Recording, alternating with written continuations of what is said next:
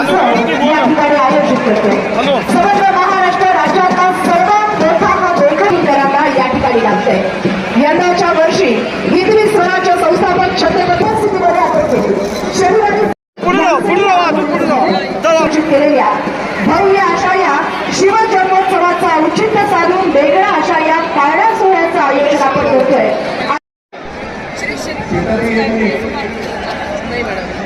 छत्रपती शिवाजी 7 ते 8 मिनिटं राहिलेले आहेत।